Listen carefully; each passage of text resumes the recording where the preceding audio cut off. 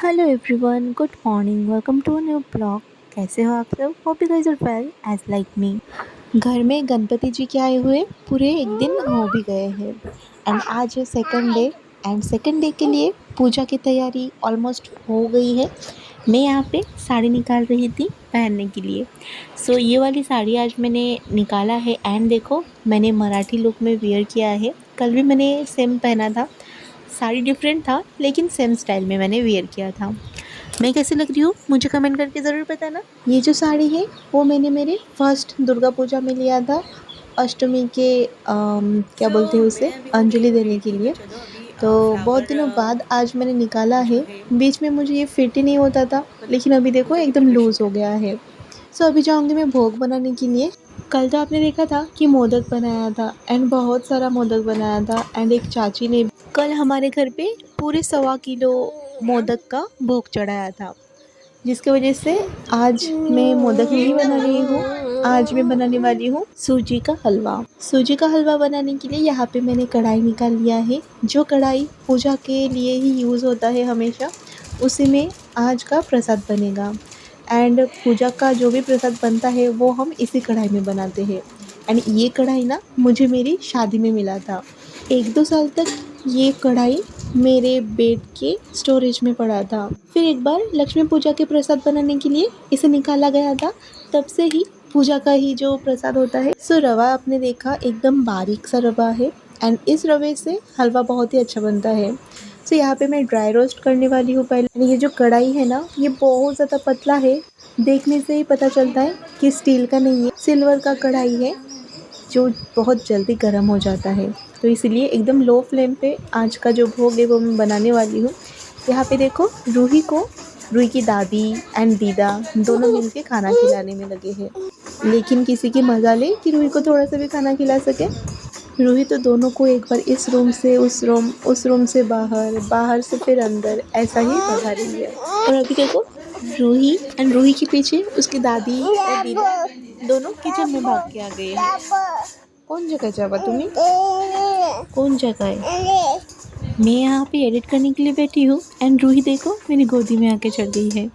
सो चलो पहले नाक मुंह को बांध लेते हैं अच्छे से, क्योंकि भोग बनाते टाइम नाक और मुंह दोनों को अच्छे से बांध लेना चाहिए ताकि हमारे मुंह का एंड नाक का जो सॉस है वो प्रसाद में ना जाए। एंड यहाँ पे मैंने एक चम्मच ले लिया है, चम्मच से ही इस प्रसाद को मैं बना रही हूँ, क्योंकि बाकी जो भी बड़े बड़े चम्मच थे वो सब हम यूज़ करते हैं डेली बेसिस के, तो उसको प्रसाद के लिए यूज़ करना मुझे थोड़ा सा अच्छा नहीं लगा, तो इसीलिए मैंने एक नया चम्मच निकाल लिया है।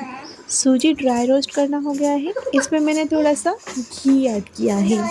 इससे क्या होगा, घी का जो सेंट है वो प्रसाद में से आएगा एंड खाने का टेस्ट भी थोड़ा सा चेंज हो जाएगा। कल का जो मोदक बनाया गया था उसमें भी अच्छा खासा हमने घी ऐड किया था एंड गणेश जी को घी भी बहुत पसंद है।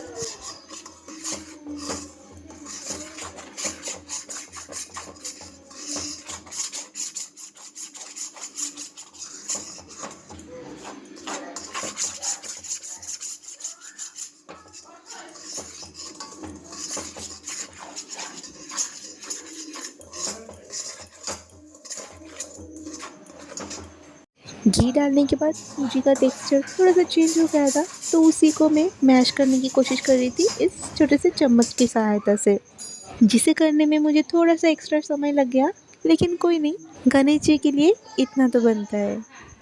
इधर देखो मैंने जो साड़ी का पल्लू मेरे मुंह में बांधा था वो बार बार कैसे तो भी निकल जा रहा है।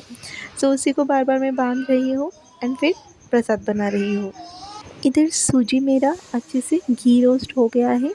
अभी मैं इसमें दूध ऐड कर रही हूँ, फिर मैं इसमें चीनी भी ऐड करूँगी, चीनी यानी कि शक्कर।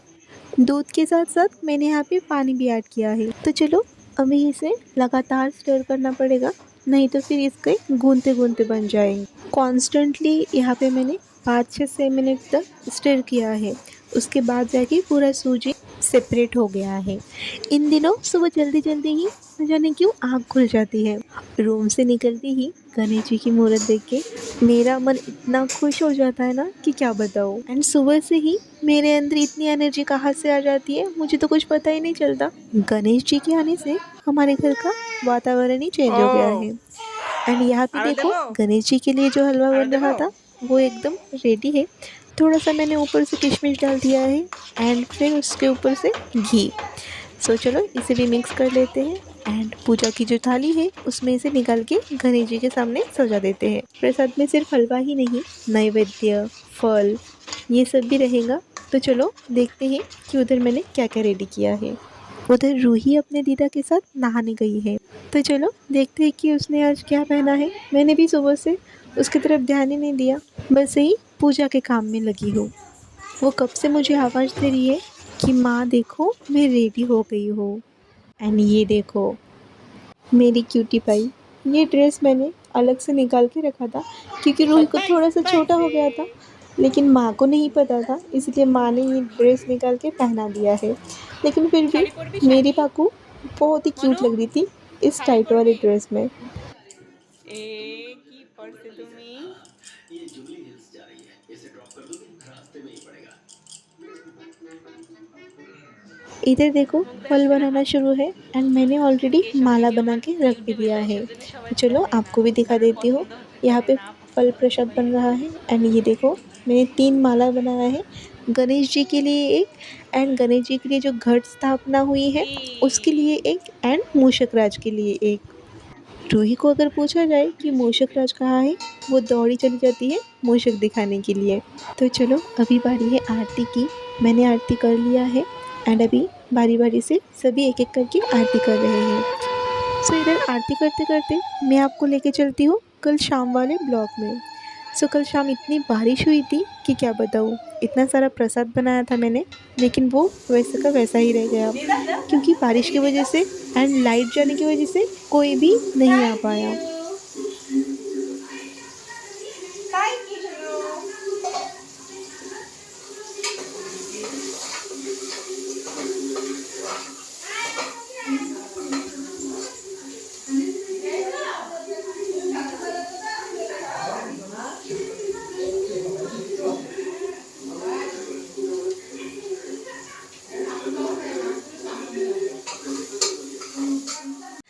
शाम के प्रसाद में मैंने बनाया था खिचड़ी एंड उसके लिए मैंने बहुत सारा सब्ज़ी भी काट लिया है, लेकिन ना एक तो भी पम्पकिन चाहिए था। पम्पकिन और जो फूल गोभी होता है ना वो। सो कोई नहीं, जो भी सब्ज़ी अवेलेबल था हमारे घर पे उसी से मैंने ये प्रसाद बना लिया है। सो यहाँ पे सबसे पहले घी और तेल गरम करके मैंने जीरा का छौंक लगा लिया है एंड 1-2 तेज़पत्ता डाल के फिर टमाटर, हरी मिर्च डाल के फ्राई कर लिया है। एंड अभी बारी है सारी सब्जियों को कुकर में डाल के फ्राई करने का।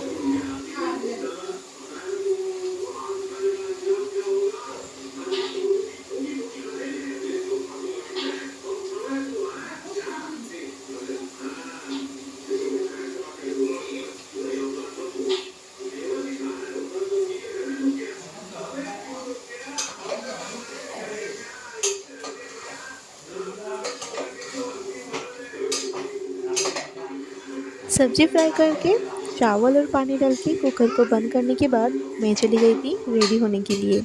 शाम की आरती करनी है तो उससे पहले ही भोग बनाना था, तो इसीलिए मैंने जल्दी जल्दी ही भोग बनाना स्टार्ट कर दिया था। एंड इधर देखो खिचड़ी प्रसाद रेडी भी है। सब्जी पूरा ऊपर ही है तो इसे थोड़ा सा मिक्स करना पड़ेगा, नहीं तो फिर मसाला पूरा ऊपर ही रह जाएगा और नीचे का जो प्रसाद होगा वो एकदम फीका फीका लगेगा। तो चलो इसे मिक्स कर लेते हैं, फिर जाके इसे पूजा का जो बर्तन है उसमें निकाल के गणेश जी के सामने चढ़ा दूँगी। एंड आपको बैकग्राउंड साउंड से पता चल रहा होगा कि बाहर कितनी बारिश हो रही है।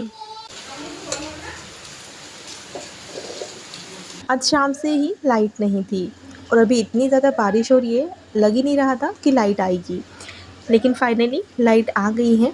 तो चलो फटाफट से आरती कर लेते हैं, क्या पता लाइट फिर से ना चली जाए। आरती के बाद सभी साथ बैठ के बातें कर रहे थे, फिर मैं चली आई थी किचन में खाना बनाने के लिए। एंड आज खाने में यही प्रसाद हो जाएगा सबके लिए, क्योंकि बाहर से कोई भी नहीं आया है, तो जो भी प्रसाद बनाया था वो वैसे का वैसा ही रह गया है। तो इसीलिए फिर मैंने सोचा कि इसी प्रसाद से आज हमारा रात का खाना हो जाएगा। सो देखो भगवान जी को मैंने पानी और प्रसाद चढ़ा दिया है एंड रूही यहाँ पे भगवान जी से बात कर रही थी। फिर हम तीनों ने भी बहुत सारा फ़ोटो क्लिक किया है एंड कुछ रील्स भी बनाया है एंड अभी ना मेरी सासू माँ भी मेरे साथ रील्स बनाती है एंड कभी कभी मेरा ब्लॉग भी शूट कर देती है। तो सच में बहुत ही अच्छा लगता है।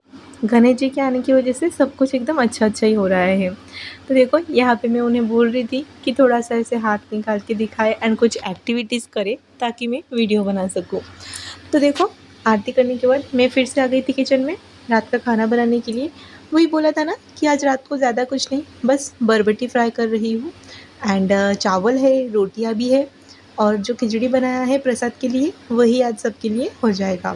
यहाँ पे माँ ने बरबटी काट के रखा था, मतलब मेरी सासू माँ ने, एंड मेरी माँ रूही के साथ टाइम स्पेंड कर रही है एंड इधर देखो बरबटी मेरा फ्राई करना हो भी गया है। तो चलो लगे हाथ थोड़ा सा मैं किचन टॉप को भी साफ़ कर लेती हूँ। जो जो बर्तन इधर उधर है उन्हें इकट्ठा करके रख देती हूँ एंड थोड़ा सा ऊपर से पोंछ लेती हूँ।